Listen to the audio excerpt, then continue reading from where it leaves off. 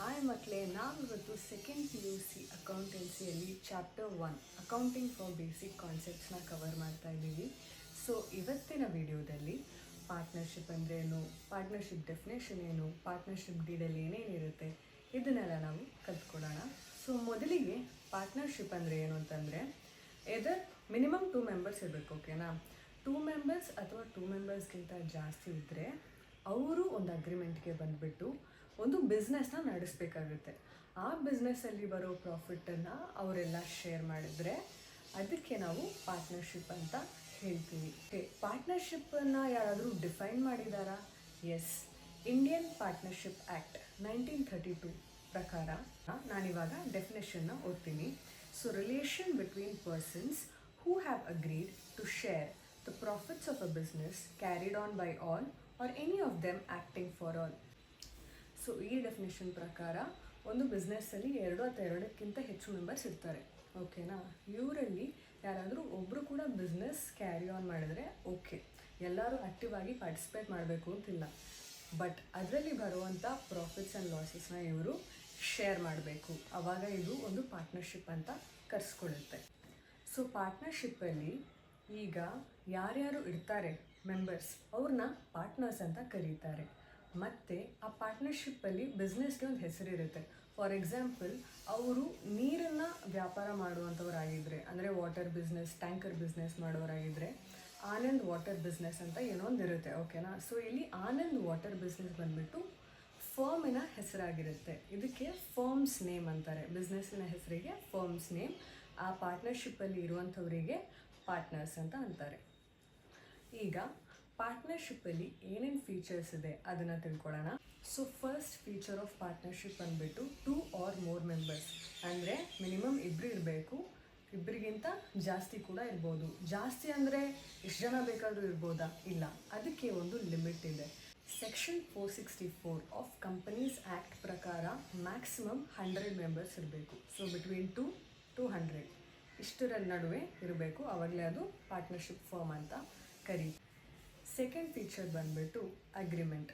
ಇವರಲ್ಲಿ ಎಲ್ಲರೂ ಒಟ್ಟಿಗೆ ಬರೋದಕ್ಕೆ ಒಂದು ಅಗ್ರಿಮೆಂಟ್ ಇರಲೇಬೇಕಾಗುತ್ತೆ. ಅಗ್ರಿಮೆಂಟ್ ಬರದೇ ಇರಬೇಕಾ? ಇಲ್ಲ, ಓರಲ್ ಅಗ್ರಿಮೆಂಟ್ ಕೂಡ ವ್ಯಾಲಿಡ್ಡೇ. ನಾನು ಮತ್ತು ಇನ್ನೂ 3 ಜನ ಒಂದೇ ಅಗ್ರಿಮೆಂಟ್ ಇಟ್ಕೊಂಡು ಒಂದು ಬಿಸ್ನೆಸ್ ಮಾಡ್ತಿದ್ದೀವಿ ಅಂದರೆ ಓಕೆ, ನಮ್ಮ ಹತ್ರ ರಿಟರ್ನ್ ಅಗ್ರಿಮೆಂಟ್ ಇಲ್ಲ ಅಂದರೆ ಪರವಾಗಿಲ್ಲ. ಬಟ್ ರಿಟರ್ನ್ ಅಗ್ರಿಮೆಂಟ್ ಯಾವಾಗಲೂ ಅಡ್ವೈಸ್ ಮಾಡ್ತಾರೆ, ಯಾಕಂದರೆ ಅದು ಒಂದು ಪ್ರೂಫ್ ಆಗಿ ವರ್ಕ್ ಆಗುತ್ತೆ. ಥರ್ಡ್ ಫೀಚರ್ ಬಂದುಬಿಟ್ಟು ಬಿಸ್ನೆಸ್. ನಾವು ಯಾವಾಗ ಪಾರ್ಟ್ನರ್ಶಿಪ್ ಫರ್ಮ್ನ ಬಿಸ್ನೆಸ್ ಅಂತ ಕನ್ಸಿಡರ್ ಮಾಡ್ತೀವಿ ಅಂದರೆ ಅದರಲ್ಲಿ ದುಡ್ಡು ಜನ್ರೇಟ್ ಆಗಬೇಕು. ಅವರು ಪ್ರಾಫಿಟ್ಗೋಸ್ಕರ ವರ್ಕ್ ಮಾಡಬೇಕು. ಅದ್ರ ಬದಲು 2 or 3 ಫ್ರೆಂಡ್ಸ್ ಸೇರಿಕೊಂಡು ಏನೋ ಒಂದು ಫುಡ್ ಅದು ಸ್ಟಾರ್ಟಪ್ ಮಾಡಿಬಿಟ್ಟು ಅದರಲ್ಲಿ ಫುಡ್ ಕ್ರಿಯೇಟ್ ಆಗಿರೋ ಅಥವಾ ಹೋಟೆಲ್ ಅಥವಾ ರೆಸ್ಟೋರೆಂಟ್ನ ಮಾಡಿ ಅದರಲ್ಲಿ ಬರುವಂಥ ಫುಡ್ಡನ್ನು ಬೇರೆಯವ್ರಿಗೆ ಫ್ರೀ ಆಫ್ ಕಾಸ್ಟಿಗೆ ಮಾಡಿದ್ರೆ ಅದು ಬಿಸ್ನೆಸ್ ಆಗಲ್ಲ, ಅದು ಚಾರಿಟಿ ಆಗುತ್ತೆ. ಸೊ ಯಾವಾಗಲೂ ಪ್ರಾಫಿಟ್ ಮೋಟಿವ್ ಇಟ್ಕೊಂಡು ಅವರು ಬಿಸ್ನೆಸ್ನ ಮಾಡಿದರೆ ಮಾತ್ರ ಅದನ್ನು ಪಾರ್ಟ್ನರ್ಶಿಪ್ ಫಾರ್ಮ್ ಅಂತ ಹೇಳ್ತೀವಿ. ಫೋರ್ತ್ ಫೀಚರ್ ಬಂದುಬಿಟ್ಟು ಮ್ಯೂಚುವಲ್ ಏಜೆನ್ಸಿ. ಮ್ಯೂಚುವಲ್ ಏಜೆನ್ಸಿ ಏನಪ್ಪ ಅಂದರೆ, ಇವಾಗ 3 ಪಾರ್ಟ್ನರ್ಸ್ ಇದ್ದಾರೆ ಅಂದ್ಕೊಳ್ಳಿ ಒಂದು ಫರ್ಮಲ್ಲಿ. ಇವಾಗ ಪಾರ್ಟ್ನರ್ ಎ ಆ್ಯಬ್ಸೆಂಟ್ ಆಗಿದ್ದರೆ partner B instead of A ಕೂಡ ವರ್ಕ್ ಮಾಡ್ಬೋದು. ಪಾರ್ಟ್ನರ್ ಎ ಮತ್ತು ಬಿ ಕೂಡ ಆ್ಯಕ್ಟಿವ್ ಆಗಿ ಪಾರ್ಟಿಸಿಪೇಟ್ ಮಾಡ್ತಾ ಇಲ್ಲ ಅಂದರೆ ಪಾರ್ಟ್ನರ್ ಸಿ ಅಟ್ಲೀಸ್ಟ್ ವರ್ಕ್ ಮಾಡ್ಬೋದು.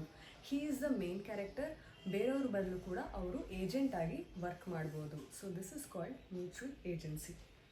Sharing of profit. ಸೊ ಈ ಫೀಚರ್ ಪ್ರಕಾರ ಪ್ರಾಫಿಟ್ ಅಥವಾ ಲಾಸಸ್ ಬಂದರೆ ಅದು ಎಲ್ಲ ಪಾರ್ಟ್ನರ್ಸ್ ಅಮೌಂಟ್ ಶೇರ್ ಆಗಲೇಬೇಕು. ಆ ಥರ ಶೇರ್ ಆಗಿಲ್ಲ ಅಂದರೆ ಅದು ಪಾರ್ಟ್ನರ್ಶಿಪ್ ಅನ್ಸ್ಕೊಳ್ಳಲ್ಲ. Liability of the partners. ಇದು ಯಾವಾಗ ಪಿಕ್ಚರ್ಗೆ ಬರುತ್ತೆ ಅಂದರೆ, ಇವಾಗ ಪಾರ್ಟ್ನರ್ಶಿಪ್ ಫರ್ಮ್ ಒಂದು ಲಾಸಲ್ಲಿ ನಡೀತಾ ಇದೆ ಅಂತ ಹೇಳಿದರೆ ಆವಾಗ ಒಂದು ಬ್ಯಾಂಕ್, ಇವಾಗ ನಮ್ಮ ಪಾರ್ಟ್ನರ್ಶಿಪ್ ಫರ್ಮು ಒಂದು 6 ಲಕ್ಷ ಲೋನ್ ತೊಗೊಂಡಿದೆ ಅಂತ ಅಂದ್ಕೊಳ್ಳೋಣ. ಈ 6 ಲಕ್ಷ ಲೋನು ನಾವು ತೀರಿಸ್ತಾ ಹೋಗಬೇಕು. ಓಕೆನಾ? ಒಂದು ಪಾಯಿಂಟ್ ಆಫ್ ಟೈಮ್ಗೆ ಇವಾಗ ಬಿಸ್ನೆಸ್ ಲಾಸ್ ಆಗಿಬಿಟ್ಟು ನಾವು ತೀರ್ಸೋಕ್ಕೆ ಆಗಿಲ್ಲ ಅಂದರೆ ಆ ಬ್ಯಾಂಕ್ ಬಂದುಬಿಟ್ಟು ಬರೀ ಕಂಪನಿ ಪ್ರಾಪರ್ಟಿ ಅಲ್ಲ, ಕಂಪನಿ ಪ್ರಾಪರ್ಟಿ ಮಾರಿ ಕೂಡ ಆ ಲೋನ್ ಅಮೌಂಟು ತೀರ್ಸೋಕ್ಕಾಗಿಲ್ಲ ಅಂದರೆ ಅವರು ಆ ಪಾರ್ಟ್ನರ್ಸ್ನ ಪ್ರೈವೇಟ್ ಪ್ರಾಪರ್ಟಿ, ಅಂದರೆ ಅವರಿರುವಂತಹ ಮನೆ, ಗಾಡಿ ಇದನ್ನೆಲ್ಲ ತಗೊಂಡು ಅದನ್ನು ಮಾರಿ ಕೂಡ ಆ ದುಡ್ಡನ್ನು ವಸೂಲಿ ಮಾಡ್ಬೋದು. ಸೊ ಇದಕ್ಕೆ ಅನ್ಲಿಮಿಟೆಡ್ ಲಯಬಿಲಿಟಿ ಅಂತ ಹೇಳ್ತಾರೆ. ಪಾರ್ಟ್ನರ್ಶಿಪ್ ಡೀಡ್ ಅಂದರೆ ಏನು? ಸೊ ಇದು ಒಂದು ರಿಟರ್ನ್ ಅಗ್ರಿಮೆಂಟ್. ಈ ಅಗ್ರಿಮೆಂಟಲ್ಲಿ profits, losses, interest on drawings, interest on capital ಇದೆಲ್ಲ ಹೇಗೆ ಚಾರ್ಜ್ ಮಾಡ್ತಾರೆ, ಹೇಗೆ ಶೇರ್ ಮಾಡ್ತಾರೆ ಅನ್ನೋದು ಡೀಟೇಲ್ಡ್ ಆಗಿ ರಿಟರ್ನ್ ಅಗ್ರಿಮೆಂಟ್ ಫಾರ್ಮಲ್ಲಿ ಇರುತ್ತೆ.